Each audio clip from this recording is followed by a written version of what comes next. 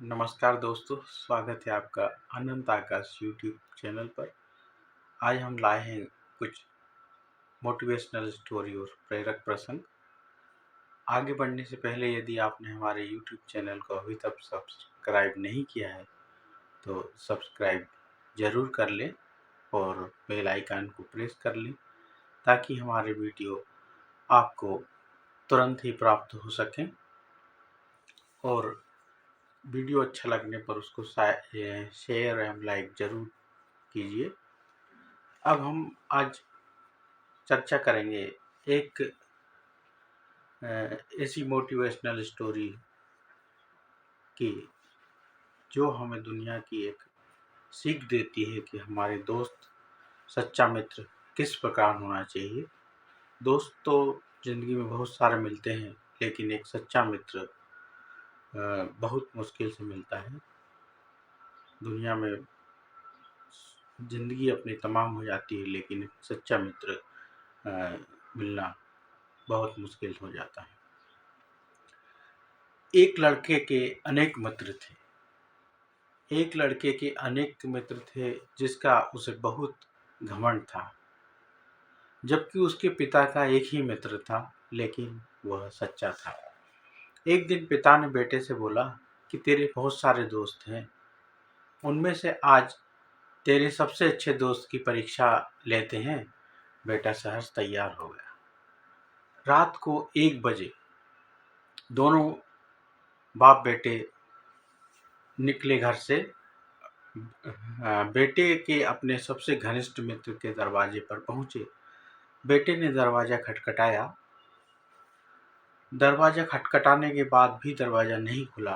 बार बार दरवाज़ा खटखटाने ठोकने के बाद अंदर से बेटे के दोस्त उसकी माताजी को कह रहा था कि माँ, कह दे कि मैं घर में नहीं हूँ।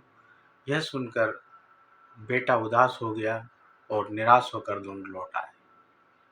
इस घटना का बेटे को बहुत ज़ोरों से झटका लगा। फिर पिता ने कहा कि बेटे, आज तुझे मैं मेरे अपने दोस्त के पास ले चलता हूँ, उससे मिलवाता हूँ। दोनों पिता पुत्र पिता के दोस्त के घर पहुँचे। पिता ने अपने मित्र को आवाज़ लगाई। उधर से दरवाज़ा आया। ठहरना मित्र, 2 मिनट में दरवाज़ा खोलता हूँ।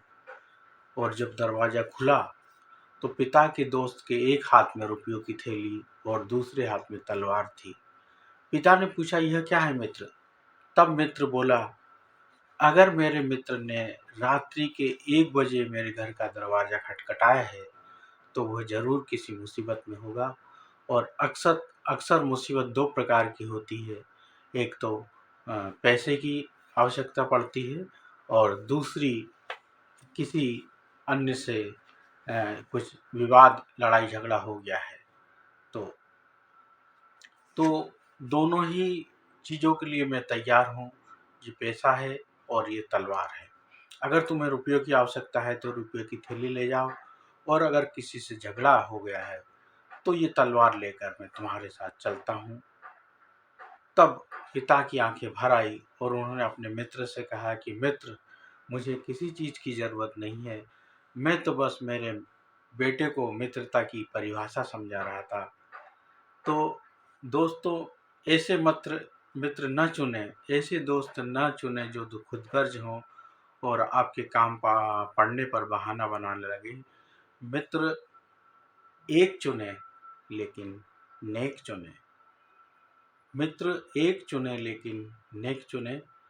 तो दोस्तों, ये एक जीवन की एक मोटिवेशनल स्टोरी है जिससे हमें काफ़ी कुछ सीखने को मिलता है।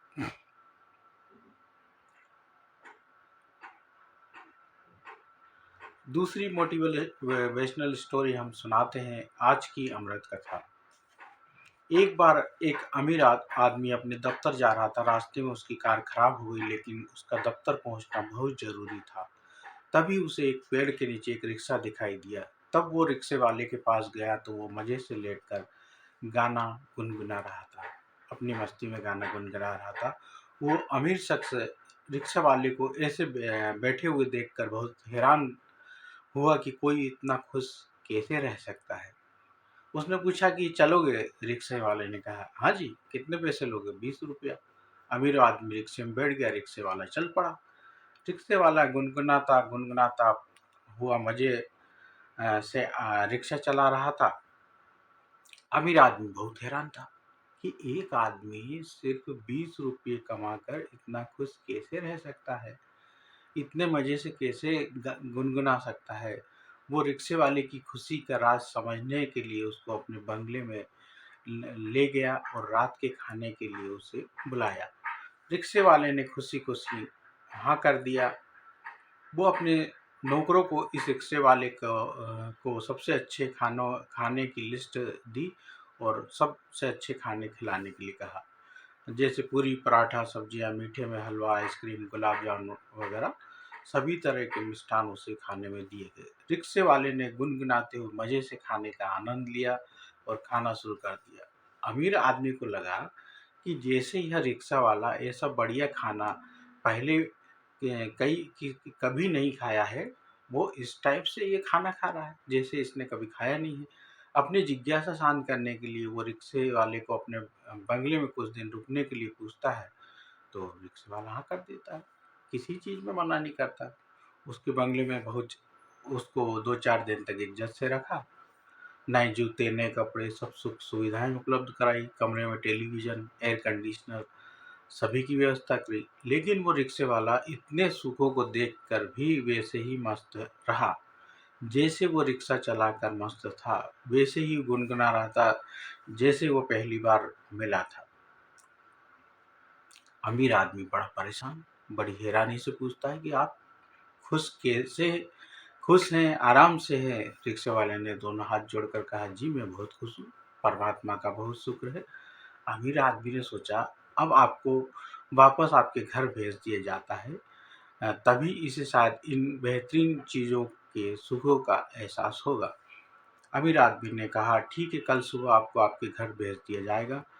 ठीक है सेठ जी, जैसा आप चाहें वैसा मैं करने के लिए तैयार हूँ, मैं अपने घर लौट जाऊँगा।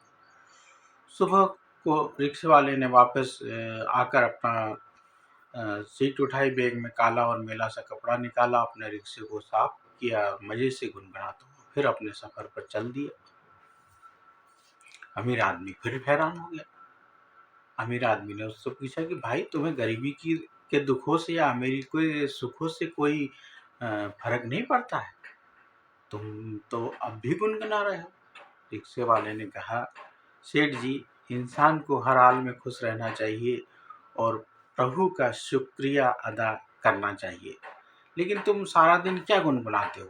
अमीर सेठ ने फिर कहा, जी मैं सारा दिन परमात्मा की महिमा गाता रहता हूँ कि उसने मुझे सब कुछ दिया। मैं हर समय परमात्मा के नाम का स्मरण स्मरण करता हूँ। क्या पता कौन सी सांस आखिरी सांस हो। संत कबीरदास जी ने भी कहा है, काल करे सो आज करे सो पल में परले होगी, बहुरी करेगा कब। अब आदमी हक्का बक्का रह गया, हक्का बक्का खड़ा। मुझे तो मालिक की बंदगी याद ही नहीं है, मुझे तो अरसा हो गया मालिक को याद किए हुए। तो दोस्तों, आप किस श्रेणी में है ये आपसे अच्छा कौन जान सकता है। आप जिस भी स्थिति में रहें, आप खुश रहें और औरों को भी, अपने परिवार को भी खुश रखने का प्रयास करें। ऊपर वाले ने जैसा जिसको दिया है उसी में अपनी खुशी को तलाशते रहें और मस्त रहें।